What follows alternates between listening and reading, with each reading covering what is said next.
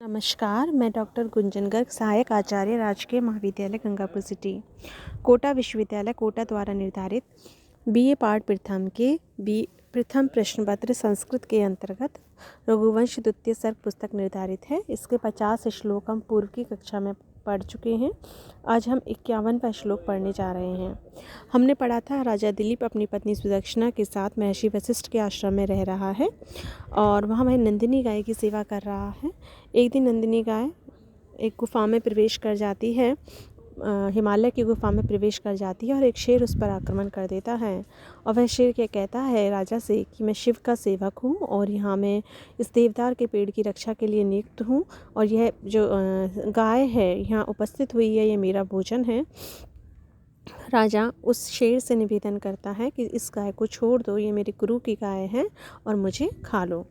इसके बाद देखिए सिंह जो है वो बार बार राजा से फिर यही कहता है कि इस गाय एकमात्र गाय है और इसको रक्षा करने से क्या फ़ायदा, तुम अगर जीवित रहोगे इस एकमात्र गाय के लिए क्यों अपने जीवन को त्यागना चाहते हो, तुम जीते रहते हुए अपनी प्रजाओं की रक्षा करोगे।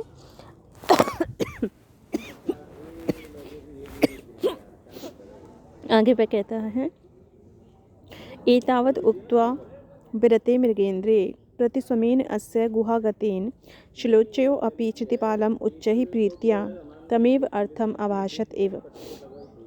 एतावत् उक्त्वा इतना कहकर व्रते शांत हो जाने पर मृगेंद्र सिंह के प्रतिस्वमेन प्रतिध्वनि से अस्य उसकी गुहागतेन गुफा में छाई हुई उसकी प्रतिध्वनि से शिलोच्चयोपि मानो हिमालय पर्वत ने भी क्षितिपालम राजा का उच्च ही जोर से प्रीत्या प्रेम पूर्वक तमेव अर्थम उसी अर्थ को अभाषत एव मानो कहा हो। मतलब ये है जब शेर शांत हो गया अपनी बात कह कर के तो गुफा में वही शेर की बात फिर गूंजी और हमें पता है कि बंद जगह पे जो प्रतिध्वनि होती है वो तीव्र होती है। तो जैसे ही शेर ने अपनी बात कही प्रतिध्वनि के रूप में उस गुफा में वही बात दोहराई तो मानो एक तरह से हिमालय ने भी उसकी स्वीकृति दे दी और उसने भी उसी बात को राजा से दोहराया। तो एतावत उक्त्वा व्रते मृगेंद्र, इतना कह कर के उस सिंह के शांत हो जाने पर कि मृगेंद्र एतावत उक्त्वा व्रते, कि सिंह के इतना कहकर शांत हो जाने पर गुहागतेन अस्य स्वमेन गुफा में छाई हुई उसकी प्रतिध्वनि के द्वारा मानो शिलोच्चय अपि हिमालय पर्वत ने भी प्रीत्या तमेव अर्थम प्रेम से उसी अर्थ को क्षितिपालम राजा को उच्च अभाषते मानो जोर से कहा हो, उसी बात को उस पर्वत ने स्वीकृति दी हो और उस शेर की उस बात को कहा हो। उक्तवा यहाँ पे ब्रू या वच धातु से त्वा प्रत्यय है, मृग प्लस इंद्र यहाँ गुण संधि का प्रयोग किया गया है, प्रतिस्वमेन प्लस अस्य यहाँ दीर्घ संधि है, अभाषत प्लस एव यहाँ तो संधि नहीं है, शिल प्लस उच्चयो यहाँ उच्च है में गुण संधि है, उच्च है प्लस अपि में पूर्व संधि है और उत्प्रेक्षा अलंकार का प्रयोग किया गया है। आगे देखिए निशम्य देवानुचरस्य वाचम मनुष्य देवः पुनरपि उवाच धीन्वा तद अध्यासित कातराक्ष्या निरीक्ष्यमाणः सुतराम दयालु।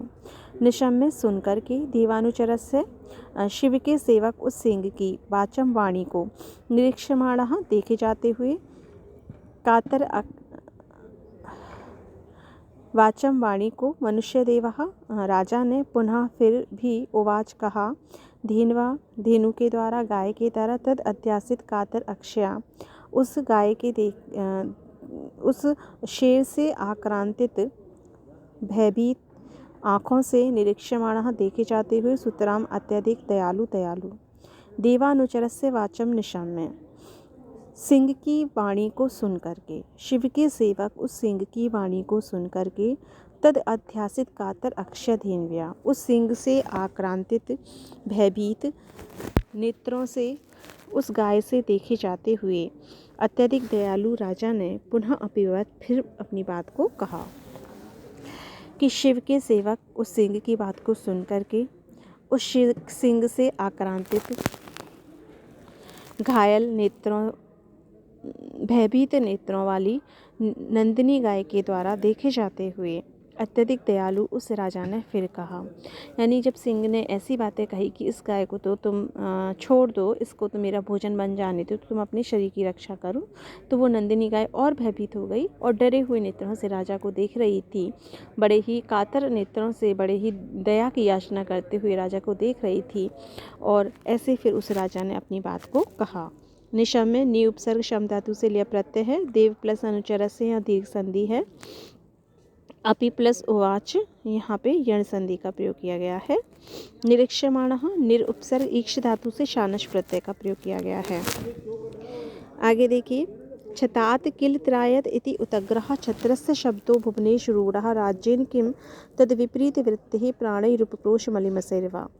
छतात यानी नाश से, किल निश्चय ही, त्रायत रक्षा करता है, इति इस प्रकार, उदग्रह उन्नत, छत्रस्य शब्दों क्षत्रिय जो शब्द है, भुवनेश रूढ़ः संसार में प्रसिद्ध है, राज्यन किम राज्य से क्या फ़ायदा, तद विपरीत वृत्ति उससे विपरीत आचरण करने वाले के लिए, प्राणों से, उपक्रोश मलिमसई जो निंदा से मलिन प्राणों से भी क्या फ़ायदा। उदग्रह छत्र से शब्द छतात त्रायते इति भुवनेश रूढ़ा कि उन्नत जो छत्र शब्द है उसका अर्थ है जो विनाश से रक्षा करता है, ऐसे संसार में प्रसिद्ध है। यानी क्षत्रिय शब्द का अर्थ यह है जो नाश से बचाए, वह क्षत्रिय है। इस प्रकार यह संसार में प्रसिद्ध है। इसका विपरीत आचरण करने वाले राज्य से क्या फ़ायदा, और जिससे निंदा से युक्त प्राणों से भी कोई फ़ायदा नहीं है, लोक निंदा से मलिन हुए प्राणों से भी कोई फ़ायदा नहीं है। तो राजा कहता है कि जो क्षत्रिय शब्द का प्रमुख अर्थ यही है जो विनाश से बचाएं, और मैं जो है वो जो विनाश से बचाए वही क्षत्रिय होता है। और अगर मैं इसका पालन नहीं करता हूँ तो ऐसे राज्य को भी मैं अगर प्राप्त कर लेता हूँ जो क्षत्रियोचित गुणों से मैंने प्राप्त नहीं किया है, तो ऐसे राज्य का भी क्या फ़ायदा, और लोक निंदा से युक्त इन प्राणों से भी मुझे कोई प्रयोजन नहीं है। वो अनुप्रास की छटा देख सकते हैं, छत्रस्य छत्रात बार बार वर्णावृत्ति होने से, इति प्लस उदग्रह यहाँ यण संधि है। छतात त्रायत भित्रार्तनम हेतु से त्रयी धातु के योग में छतात से पंचमी विभक्ति का प्रयोग किया गया है। अगला श्लोक है, कथम नु शक्यो अनुनयो महर्षि विश्राणनाच अन्य पयस्विनीनाम इमाम अनुनाम सुरभि अवेहि रुद्रोजसा तु प्रहर्तम त्वया अस्याम। शेर ने ये कहा था, सिंह ने ये राजा से कहा था कि अगर तुम्हारे गुरु क्रोधित हो जाए तो उनको अन्य दूध देने वाली करोड़ों गाय दे देना। तो उसका उत्तर देते हुए राजा कहता है, कथम कैसे, तू तो शक्य समर्थ है, अनुनय क्रोध महर्षि गुरु का विश्राणनाच प्रदान करने से, अन्य पैस्विनी नाम दूसरी दूध देने वाली गायों से, इमाम इसको, अनुनाम कम, सुरभि कामधेनु से कम मत अवेही जानो, त्वया तुम्हारे द्वारा, तू अस्या रुद्रोजसा प्रहृतम तुमने इसके ऊपर, अस्याम तुमने तुम्हारे द्वारा जो इस गाय के ऊपर आक्रमण किया गया है वो शिव के प्रताप के कारण ही किया गया है। राजा कहता है कि तुम जो ये कहते हो कि अपने गुरु को अन्य सैकड़ों गाय दे देना, तो वो कहता है कि अन्य दूसरी दूध देने वाली गायों से मेरे गुरु का क्रोध कैसे दूर हो सकता है, क्योंकि इसको तुमको कामधेनु से कम मत जानो। ये कामधेनु की पुत्री है और ये कामधेनु से कम नहीं है, इसलिए इसको कामधेनु से कम मत समझो। और तुमने जो इस पे आक्रमण किया है वो सिर्फ शिव के प्रभाव के कारण ही तुम इस पे आक्रमण करने में समर्थ हो पाए हो। महर्षि अनुनेहा च अन्य पयस्विनीनाम विश्राणात् कथम नु शक्यः।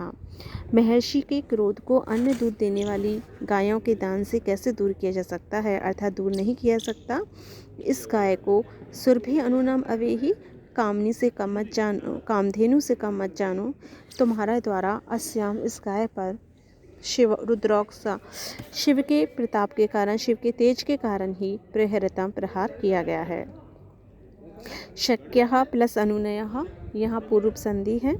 शक्यः में शक धातु से यत् प्रत्यय का प्रयोग किया गया है। प्रहरतम प्राउपसर्ग हिरी धातु से त प्रत्यय का प्रयोग किया गया है। चा प्लस अन्य यहाँ दीर्घ संधि है। आगे देखिए, सेयम स्वदेह अर्पण निष्क्रियन न्याय्या मया मोचयितुं भवतः न पारणा स्याद् विहता तवेवं भवेद् असुप्तश् मुनेः क्रियार्थः। देखिए, सा इयं वह यह अलुप्तश् मुनेः क्रियार्थ। सा इयं वह यह नंदिनी गाय स्वदेह अर्पण निष्क्रियेण अपने शरीर के अर्पण करने से छुड़ाई गई। न्याय्या न्यायोचित है, मया मेरे द्वारा मोचयितुं छुड़ाना भवतः आपसे, कि अपना शरीर अर्पण करके आपसे मेरे लिए इस गाय को छुड़ाना न्यायोचित है। न पारणा तुम्हारा वृतांत भोजन ना नहीं स्याद होगा, विहता नष्ट नहीं होगा, तब एवं तुम्हारा इस प्रकार भवेद होगा, अलुप्तश लुप्त नहीं होगा, मुनि क्रियार्था मेरे मुनि के यज्ञ का साधन। सा इयं मया स्वदेह अर्पण निष्क्रियेण भवते मोचयितुं न्याय्या वह यह नंदिनी गाय मेरे द्वारा अपने शरीर के अर्पण से तुम्हारे से छुड़ाना उचित ही है। मैं अपना शरीर अर्पण करके अगर तुमसे इस गाय को छुड़ाता हूँ तो वह उचित ही है। तब पारणा विहता ना से तुम्हारा वृतांत भोजन भी नष्ट नहीं होगा, क्योंकि मेरे को मारकर तुम खा लोगे, मैं तुम्हारा पेट भर जाएगा। मुनि क्रियार्थ है अलुप्तः च भवेत्, और जो मेरी मुनि का यज्ञ का साधन है वो भी लुप्त नहीं होगा। यानी मेरे मुनि का कार्य भी बना रहेगा और तुम्हारा कार्य भी बना रहेगा, इसलिए तुम मेरे को खा लो और इस गाय को छोड़ दो। सा प्लस इयम यहाँ गुण संधि का प्रयोग है। स्वदेह प्लस अर्पण यहाँ दीर्घ संधि का प्रयोग है। मोचयितुम मुच धातु से तुमुन प्रत्यय का प्रयोग किया गया है। तब प्लस एवं यहाँ वृद्धि संधि का प्रयोग किया गया है। आज की कक्षा में हम इतना ही पढ़ेंगे। धन्यवाद।